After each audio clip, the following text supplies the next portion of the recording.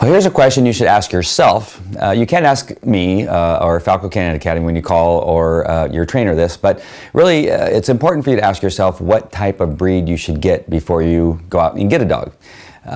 Because there's so many issues with each individual breed that may be something that just drives you crazy. So if you have a nice backyard, and this is for instance, you have a nice backyard and you really care about, the grass and the way it looks and that kind of stuff, there's probably some dogs that you don't want because they're burrowing animals, or they like to chase animals that are burrowing, and they'll dig up your backyard, they will dig up your sprinkler system, and you're going to come to us and say, my dog is driving me crazy, he keeps digging, that kind of stuff, and you tell me what kind of breed you got, and I say, well, you shouldn't have got that breed of dog, will be my first thing that I think. I don't always tell people that because I want to always give them that first good impression, but sometimes I'll say, why did you get that kind of dog if that's the thing that you really despise? If you don't want a howling dog, a dog that howls and sings, then don't get a beagle. I mean, there's some things you really need to consider. So you should get yourself a book, maybe go to the library or go on the internet. Library.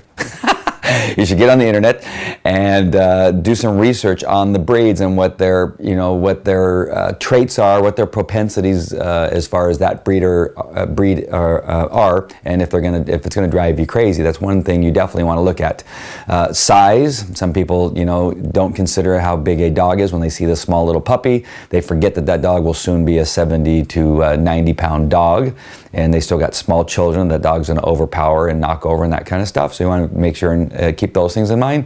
A Labrador Retriever, they're often just happy-go-lucky dogs, and they just have a bunch of energy. And if you are one of those kinds of people that work 14 16-hour days like I do, and don't have time for a dog that has that much energy, that dog is probably going to destroy something of yours because they're bored to tears and you're not there to help them. So take all those things into consideration. Don't just get a Dalmatian because you saw 101 Dalmatians. All right, don't do that, because you're not going to end up being happy in the end. The first day you're going to be happy, everything's going to be fun and dandy, just like that one boyfriend, girlfriend that you had, and everything was perfect, and fireworks and all that kind of stuff, and then by the second week you were tired of them and you wanted them out of your house. Get away from me. All right, so take into consideration the breed, take into consideration the size of the dog. If it's a mixed breed of dog, you want to know what those different breeds are within that mix, because the dog may have the genetic makeup of one over the other, and you want to make sure that whatever they are, that those traits aren't going to drive you crazy. All right, so please take into those things. Don't just take a dog because you wanted a dog. When you're at the pound and you're looking at dogs, understand the breed that you're getting and what's going to happen over the years as they get older. All right.